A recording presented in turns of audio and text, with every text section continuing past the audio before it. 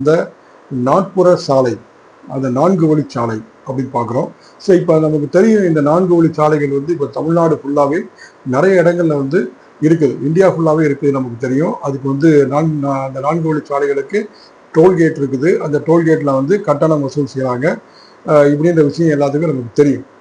இப்போ வந்து பார்த்தீங்கன்னா சமீபத்தில் இந்த குறிப்பிட்ட மதுரை டு தூத்துக்குடி அந்த 4 வழி சாலையில வந்து முறையாக வந்து பராமரிப்பு பணிகள் செய்யவில்லை. அதுபோக அந்த டோல்கேட்டினுடைய அந்த அந்த அந்த நாம்ஸ் படி பார்த்தீங்கன்னா, அந்த ரோடுகளினுடைய பராமரிப்புடைய நாம்ஸ் படி பார்த்தீங்கன்னா, அந்த ரோடுகளினுடைய 2 புறமும் இந்த செடிகளை, அந்த குறிப்பிட்ட மரங்களை வந்து நட வேண்டும், அதனை பராமரிக்க வேண்டும் என்ற ஒரு ஷரத்துகள் இருக்கிறது. அதுபோக அந்த டிவைடர் இருக்கு இல்லையா, அந்த நடுவில் இருக்கக்கூடிய டிவைடர் பகுதிகளையும் சில செடிகளை மரங்களை வளர்க்க வேண்டும், அதை முறையாக பராமரிக்க வேண்டும் அப்படின்ற ஒரு அந்த ஷரத்துக்கள், அந்த கண்டிஷன்ஸ் எல்லாமே இருக்குது. அதுபோக இந்த ரோடுகளை வந்து பராமரிக்கணும்.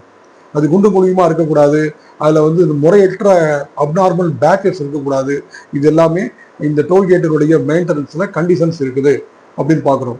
இப்போ இது சம்மந்தமாக வந்து பார்த்தீங்கன்னா ஒரு நபர் வந்து ஒரு